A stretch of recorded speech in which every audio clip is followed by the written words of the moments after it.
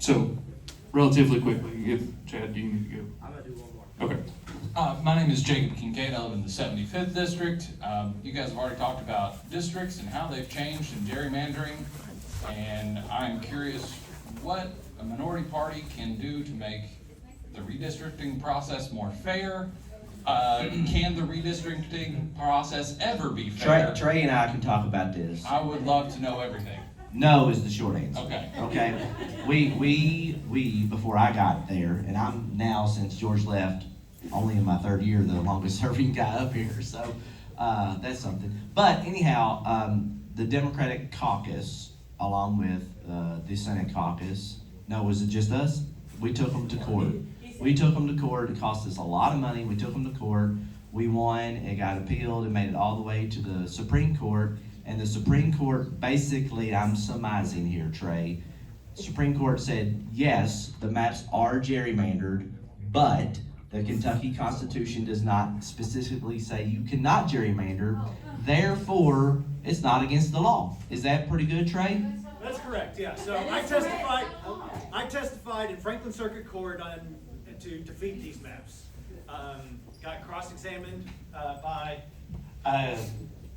the Republican Attorney General's office, and sat up there for multiple hours getting drilled. We had the same ruling in Franklin Circuit Court that said these maps are among the most gerrymandered in the country. The Kentucky Constitution does not prohibit gerrymandering.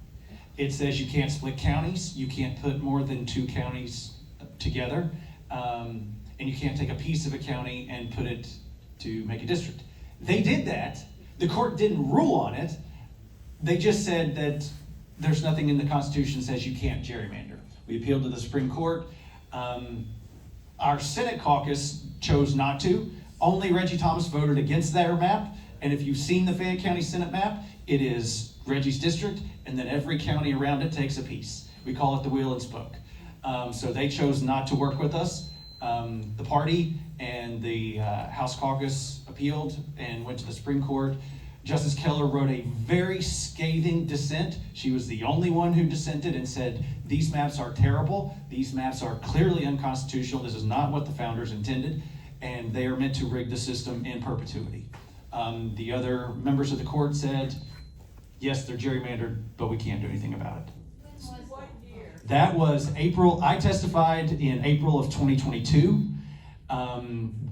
Judge Wingate waited until basically the day after the 2022 elections, when we ran under those maps, to say they're not they are constitutional. We appealed to the Supreme Court immediately. That ruling happened in September of 2023. Chad and I drove to Central City that night on a recruitment meeting, and yeah, we commiserated about that the whole day. So the short answer is no. I'm sorry. It stinks. That's the space that we're in. It'll take a constitutional amendment. We filed Or a new court. nonpartisan, like redistricting committees. Of course, they're not going to hear that. You know, Adam and Gabe both want to say something on this. I have a family engagement I need to get to, but I do want to say one thing about a couple of other bills before I leave. I think one of the most egregious bills that we had this cycle was Senate Bill 89. And if you weren't following that closely, it's going to greatly reduce the protections that we had in place at the state level for our drinking waters, for our groundwaters, and well water cisterns. I mean, just it's an attack on the health and safety of our people who may not live in an area where they've got a great water district who is going to filter and clean up that water. And it's going to cost us here in Lexington, who are going to be downstream of those pollutants, because our Kentucky American Water will have to treat that water. They'll have to use more chemicals. It'll cost more. It'll make our water rates go up. But the argument they had for that bill, and the argument they had for the OSHA bill, and for all these other things, is that, oh, the federal government, their definitions are going to be fine. It's going to be okay, because surely if the EPA or the federal OSHA, if they're in place, their definitions are going to be fine. And they did that despite knowing what they're doing in Washington right now is to continuously to lower and chip away at the standards of the safeties that we have in place, even at the federal level. So the hypocrisy is so rampant within the majority party to say, well, we're gonna leave it to the state level, or we want states' rights, or we want local rights, except for when it doesn't suit our interest, then we're gonna defer to the federal government. They just keep changing their mind, you know. I've been in public service for a long time. They used to make fun of John Kerry for flip-flopping. Well, they're flip-flopping all over the place depending on which election cycle it is.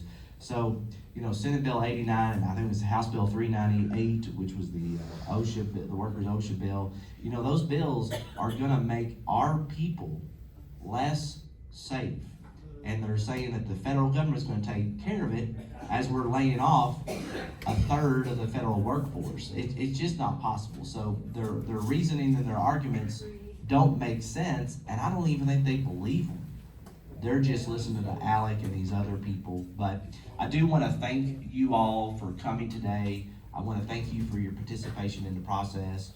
We drastically need, I mean, I look at it in this audience and I know probably half of you guys personally, and that's good, but that's also a little disappointing because we need more fresh faces. We need new people to be engaged and be a part of this process. Please urge your neighbors who are just talk to you in the backyard about how upset they are. They may send you a social media thing, that they've got to get involved. They have to. Today, now is the time to stand up, and if we're not gonna fight back now, when? It is time to get in the fight, get on the front lines, and love your neighbors as yourself, and get out there and let's do it, guys. Thank you.